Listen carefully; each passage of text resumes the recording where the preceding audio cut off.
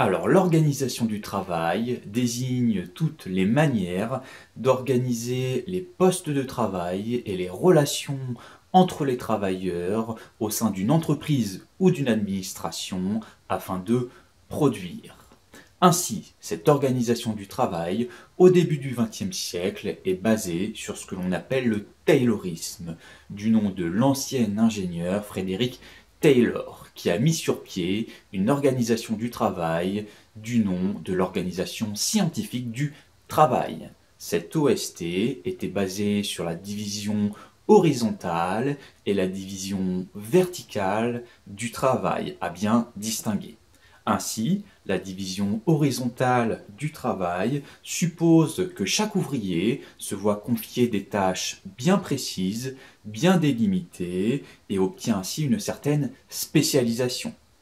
Taylor vise ainsi à lutter contre les gestes inutiles et à favoriser la productivité de chaque ouvrier qui est de plus chronométré et dont le salaire est lié au rendement. On parle également de parcellisation des tâches pour qualifier cette spécialisation, pour bien évoquer le fait que chaque travailleur se voit confier une partie infime du processus de production qui est bien plus large. À côté de cette division horizontale du travail, Taylor met en avant ce qu'on appelle la division verticale du travail. Cette division verticale du travail consiste en une séparation entre les tâches de conception confiées aux ingénieurs et les tâches d'exécution confiées aux ouvriers.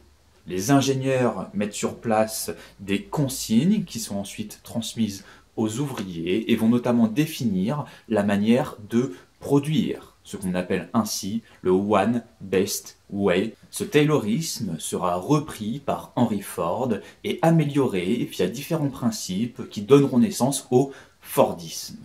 Ainsi, Henry Ford se lance dans une production de masse grâce à 3 principes supplémentaires, dont tout d'abord la standardisation des produits. Henry Ford va lancer la construction d'un seul et même modèle de véhicule, en l'espèce la Ford T, qui sera produite à grande échelle. De même, Henry Ford va améliorer la productivité des ouvriers grâce aux 2 principes supplémentaires. Tout d'abord, le convoyeur, cette chaîne de montage qui va déplacer le produit vers l'ouvrier et lui imposer des cadences élevées. Et, dernier principe, l'augmentation des salaires, chaque ouvrier étant payé 5 $ à la journée, 5 $, ce qui suppose une forte augmentation de salaire pour l'époque. C'est aussi pour lutter contre le turnover que Henry Ford met en place 5 $ day et pour fidéliser ses ouvriers. Néanmoins, dans les années 70, de nombreuses grèves secouent les usines qui basent leur organisation du travail sur le Fordisme. Les ouvriers sont de plus en plus absents, font de plus en plus preuve de turnover entre les différentes entreprises et se font entendre. Ils dénoncent un travail déshumanisant, déjà mis en avant par Charlie Chaplin dans Les temps modernes, ce qui va donner naissance à une nouvelle organisation du travail. Cette organisation du travail, le toyotisme, est mise en place par un japonais, cette fois Taishi Ohno, dans les usines Toyota et se base sur des principes nouveaux. Le premier grand principe du toyotisme, c'est la flexibilité. La flexibilité consiste à adapter le travail aux besoins productifs, c'est-à-dire à la demande.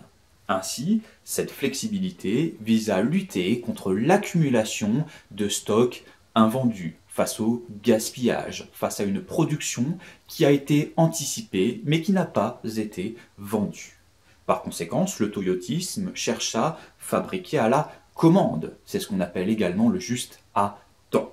Ce juste à temps consiste tout simplement à piloter la production par l'aval et non plus par l'amont du processus de production. En somme, c'est la demande réelle, cette demande en temps réel qui va déclencher la production et non plus la demande anticipée, ce qui pouvait parfois donner lieu à des écarts entre l'anticipation et ce que demandaient réellement les consommateurs. Deuxième grand principe du toyotisme, c'est ce que l'on appelle la recomposition des tâches. Désormais, les ouvriers travaillent en petites équipes et sont à la fois plus polyvalents et plus autonomes. Plus polyvalents car ils ont désormais plus de tâches à effectuer, des tâches plus variées, ce qui répond à leur critique d'une trop forte spécialisation liée au taylorisme. De la même façon, les salariés sont plus autonomes et peuvent eux-mêmes choisir la méthode la plus optimale afin de produire. Enfin, dernier principe du toyotisme, c'est ce que l'on appelle le management participatif. Ce management participatif consiste à permettre aux salariés de s'investir dans les prises de décision de l'entreprise. Il est tout d'abord apparu au Japon via le toyotisme au sein de ce que l'on appelait les cercles de qualité. Ces cercles de qualité, ce sont des équipes autonomes ou semi-autonomes qui vont à la fois pouvoir interrompre la chaîne de production, mais aussi proposer des solutions face à des problèmes, proposer des améliorations afin d'améliorer cette chaîne de production. Néanmoins, l'émergence du toyotisme a eu également des aspects négatifs. On peut penser tout d'abord au juste à temps et à la flexibilité qui oblige les salariés à s'adapter sans cesse à la demande. Ainsi, ce juste à temps va imposer des cadences très élevées lorsque la demande est élevée. De la même façon, le juste à temps va forcer les salariés à exercer des horaires atypiques à temps partiel. Pensons par exemple à la restauration, la demande étant très élevée le midi, le soir, le salarié ne travaillant pas entre eux ces deux moments et devant travailler à des moments qui rendent difficile la conciliation entre vie privée et vie professionnelle. De la même façon, il est important également de souligner que la polyvalence et l'autonomie du toyotisme peuvent également avoir leur revers de la médaille. On oblige ainsi l'ouvrier et l'employé à être de plus en plus polyvalents. Pensons par exemple à une chaîne comme Lidl qui demande à ses employés à la fois de mettre en rayon les produits ou également de faire passer les clients en caisse. De la même façon, l'ouvrier et l'employé doivent être autonomes.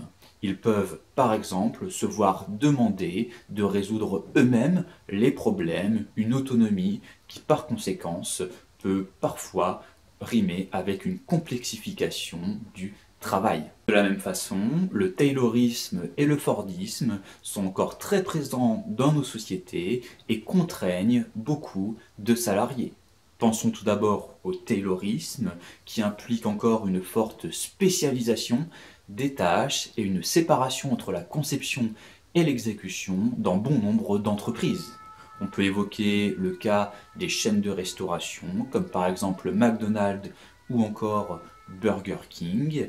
Enfin, le fordisme est encore présent dans les entreprises, par exemple via des entrepôts où des personnes se voient demander le fait de scanner ou d'empaqueter des produits, pensons à Amazon, ou encore dans le même milieu qu'évoqué précédemment, celui de l'automobile, où l'automatisation n'a pas totalement mis fin à la chaîne de montage et à l'obligation pour l'ouvrier de s'adapter à des cadences imposées par un convoyeur. Concernant l'impact du numérique sur l'organisation du travail, mentionnons tout d'abord l'avènement du télétravail.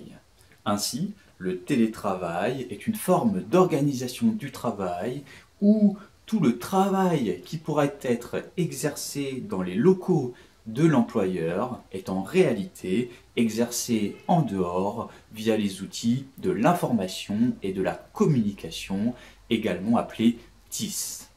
Ces TIS ont fortement contribué au fait que le travail perde son unité de temps et de lieu. Ainsi, il est désormais possible de travailler n'importe quand et n'importe où, ce qui peut être vécu à la fois comme un avantage ou comme un inconvénient par les salariés. Un avantage, tout d'abord, car certains y voient une certaine souplesse. Ils peuvent organiser leur travail comme bon leur semble, et cela peut leur faciliter la vie en, par exemple, leur évitant un temps de transport qui peut plutôt être mis à profit de la vie personnelle, de la vie familiale. De la même façon, certains mentionnent que cela peut améliorer leur productivité car ils sont mis à l'écart des nuisances sonores que provoque parfois le travail en open space. De la même façon, il n'y a pas de pause café entre collègues qui peuvent parfois faire chuter la productivité. Néanmoins, le télétravail a également des aspects négatifs. On peut penser au sentiment d'isolement lié au fait de travailler seul sans être mis en contact d'un groupe de pairs, celui des collègues en entreprise. Enfin, inconvénient très important, celui lié au fait que le télétravail va totalement brouiller la frontière entre le travail et le hors-travail. On sait bien que le télétravail a en effet totalement brouillé cette frontière entre des temps professionnels et des temps privés. Le télétravail peut ainsi être vécu comme un certain envahissement dans la vie privée des salariés, et citons par exemple un chiffre, le fait que désormais 2/3 des cadres travaillent soit en soirée, soit le week-end, ce qui est facilité par le fait de désormais pouvoir travailler ou être sollicité professionnellement n'importe quand et n'importe où. Mentionnons comme deuxième transformation apportée par le numérique sur le marché du travail l'avènement des plateformes digitales. Ces plateformes, comme Uber, Airbnb ou Blablacar, font directement de l'intermédiation sur le marché de l'emploi, en mettant en contact des consommateurs avec des indépendants qui ont le statut de micro-entrepreneurs. En réalité, ces plateformes digitales ont contribué à une désintermédiation de nombreux métiers. Métiers qui étaient auparavant réalisés dans le cadre d'une relation entre un employeur et un salarié et qui sont désormais réalisés dans une relation entre les plateformes, les indépendants et les consommateurs. Mentionnons qu'il est très important de bien comprendre que si ces micro-entrepreneurs ont formellement le statut d'indépendant, en réalité, on peut parler de faux sous-traitants, de faux indépendants pour caractériser leur relation avec les plateformes digitales. Certains ont dénoncé l'avènement d'un certain salariat déguisé. Pourquoi? Eh bien parce que ces micro-entrepreneurs sont en réalité totalement dépendants de la société mère, comme Uber. En effet, ces plateformes ont utilisé ce statut de micro-entrepreneur pour introduire plus de flexibilité dans leur stratégie et pour contourner les règles du salariat. En effet, un salarié est normalement protégé par de nombreuses règles liées à son contrat de travail. On peut penser par exemple au droit à la protection sociale ou encore à la définition d'horaire ou d'une durée de contrat de travail, autant de contraintes dont se sont affranchies les plateformes.